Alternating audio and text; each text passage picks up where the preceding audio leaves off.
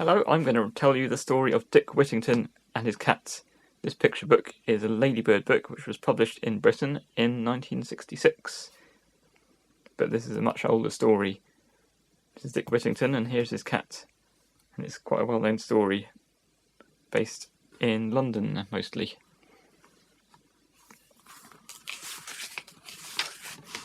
Once upon a time, there was a poor boy who was called Dick Whittington. His mother and his father were dead, and he had no one to care for him. He lived in a small village in the country. He tried to work for his living, but he could not always find work to do. Dick was very poor. His clothes were thin and ragged, and sometimes he had very little to eat. In those days, people did not often travel far from the village in which they lived. Dick's village was a long way from London. When the village people talked of London, they spoke of it as a wonderful place. They said all the people in the city of London were rich. They even said the streets of London were paved with gold. Dick listened to these tales and he longed to go to London. Here are all the people talking about what London's like. He's just imagining what it'd be like to go to London.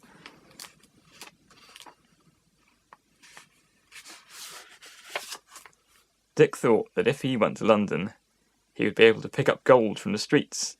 Then he would become rich and he'd never feel cold or hungry again. Dick made up his mind to go to London, although he had no idea how far it was. He made his few clothes into a bundle and tied the bundle to the end of his stick. Then he set off to walk along the road to London. The roads back then were a lot different. With trees and very narrow. Now it's all big motorways with 6 lanes of cars. Dick walked a long way, but he did not reach London.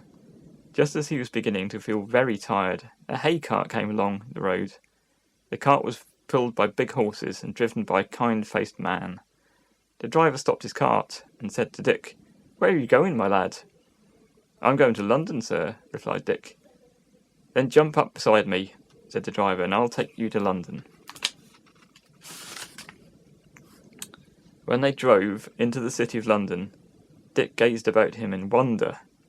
First he was surprised to see how many people there were in the streets. He had never seen so many people before in all his life. Then he was amazed to see all the fine churches, shops and houses. There's one of the churches and the fine houses and shops. When Dick had got over his first wonderment, he began to look for the streets that were paved with gold. Nowhere could he find them. They were all paved with stone. What do you think they meant when they said it was paved with gold? I don't think they meant it was really paved with gold, did they? I think they meant that it was possible to become rich in London. I think it still is. It grew dark and Dick was tired and hungry. He had nowhere to sleep, so he curled up in the doorway and went to sleep there. People still do that now in London. Next morning, Dick tried to find work for himself. He walked along street after street asking people for work, but no one had a job to offer him. When night came, Dick was so weak from hunger and tiredness that he sank down on the nearest doorstep. Now it happened that this house belonged to a rich man called Mr. Fitzwarren. He was a merchant who made his money by selling things to people in other countries. Mr. Fitzwarren's cook found Dick on the doorstep and was angry. "You lazy boy," she cried, "what are you doing there? Get up from my master's doorstep." Poor Dick tried to rise, but he was too weak. At that very moment, Mr. Fitzwarren himself arrived home. Mr. Fitzwarren was a kind-hearted man. He spoke gently to Dick and listened to his story. "If it's work you want," he said, "you can come and work in my house for my cook. You will have plenty to eat and a bed to sleep in." Mr. Fitzwarren then told his cook to take Dick in, feed him and find him fresh clothes. Dick was so happy that he could hardly find words with which to thank Mr. Fitzwarren. The cook doesn't look very happy about that, does she? Dick's happiness did not last long. He soon found out that the cook was an unkind woman. She was always scolding him. Sometimes she used to beat him. She's beating with a rolling pin. That's really nasty. Mr. Fitzwarren had a daughter named Alice. She was kind like her father, and she knew the cook was cruel to Dick. Alice took pity on Dick and forbade the cook to hit him. There's Alice. This made things easier for Dick, though he still had to work very hard. Dick's bed was in a cold attic at the top of the house. The attic was overrun with mice and rats. At night, as Dick tried to sleep, the rats and mice ran over his bed. There they are, running all over the place. He couldn't sleep, he could not rest. If only I had a cat, thought Dick.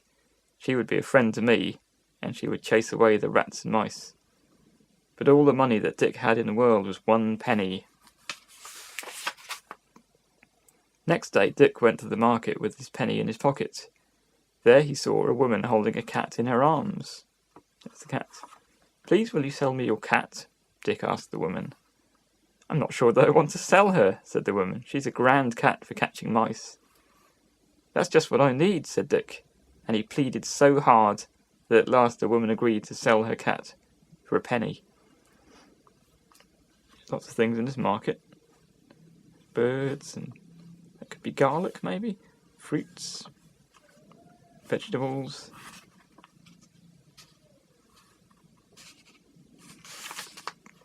From that day, Dick's life became happier.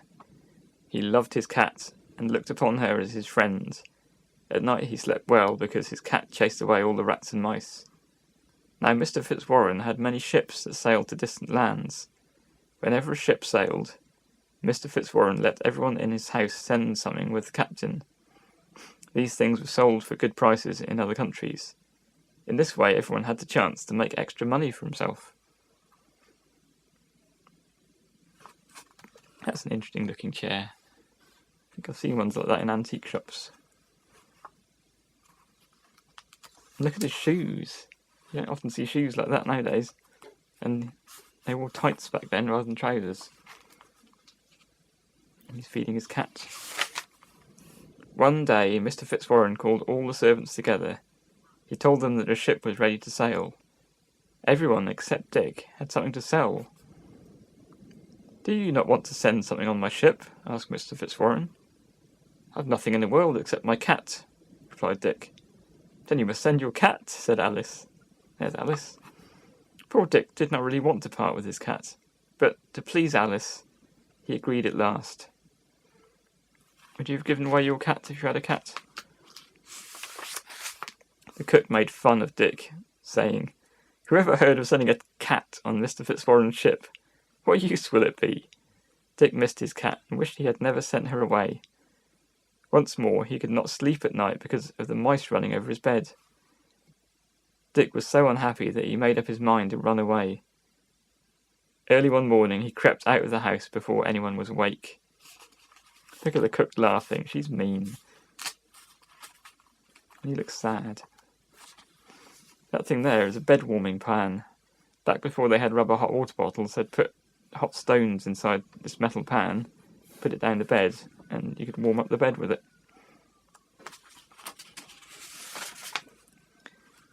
Dick had not gone far when the bells of Bow Church began to ring. That's an area in London, Bow. The bells seemed to be singing this tune to Dick. "Turn again, Whittington, Lord Mayor of London. Turn again, Whittington, thrice Mayor of London." "If I am to be Lord Mayor of London," thought Dick, "I will turn again." So before anyone missed him, he turned back to Mr. Fitzwarren's house and let himself in.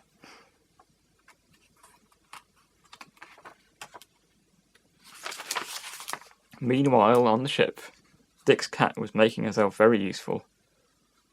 The ship was overrun with rats and mice. Dick's cat was a fine rat catcher, and she soon killed hundreds of them. So it sounds like the cat was happy, even if Dick wasn't. After sailing for many weeks, the ship came to a far country. The captain sent to the king of the country, asking if he wanted to buy some of the things from the ship. The king then invited the captain to come to the palace. There's the ship, and the sails, loads of flags. Looks like they've gone to an Arabic country by the clothes that they're wearing.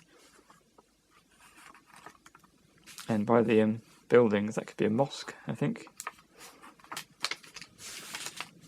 A wonderful meal was prepared for the king and queen and the captain. Many servants carried in the food on gold and silver dishes and set it in front of them. But before anyone could take a bite, hundreds of rats rushed into the room. The servants tried to drive them back with big sticks, but it was no use. In no time at all, the rats had eaten all the food from the gold and silver dishes. Here's the king, and there's the queen. And there's the servants with all the food. The rats ate all this food. Here are the servants with their sticks trying to get rid of the rats. The captain was astonished by this sight. I think this is the captain. He turned to the king and asked, "Why do you put up with these rats, your majesty?" "There is nothing we can do about it," replied the king. "Every time we sit down to food, it's the same. My wise men have tried to make spells, but they have not managed to get rid of the rats." "Then why don't you have a cat?" asked the captain. "A cat?" said the queen. "What is a cat?" They obviously didn't have any cats in their country. So the captain described a cat. Then the king and queen told him there was no such animal in the country. "What I would give to have a cat," cried the king. "Well, what would you give?" asked the captain. "Do you remember what Dick put on the ship?" "I have a cat on board my ship." "I would give half my kingdom," replied the king. The captain went back to his ship, picked up Dick's cat, and returned to the palace. He arrived just as a meal was being served. The rats were beginning to eat the food on the gold and silver dishes. The cat jumped out of the captain's arms. She killed dozens of rats, and the rest fled in fear. Look at this cat killing all the rats. The king and queen were astonished and delighted. She looks very pleased. "Oh, captain, we must have that cat," cried the queen. The king agreed to buy Dick's cat. The queen asked to see what else the captain had for sale. The sailors carried to the king's palace all the goods they had to sell. The king and the queen bought everything. Candlesticks, silver bowls, blankets, vases, plates, all kinds of things. For Dick's cat, the king paid 10 times as much as he's paid for all the other things put together. He gave the captain a casket full of gold and jewels in exchange for the cat. Wow.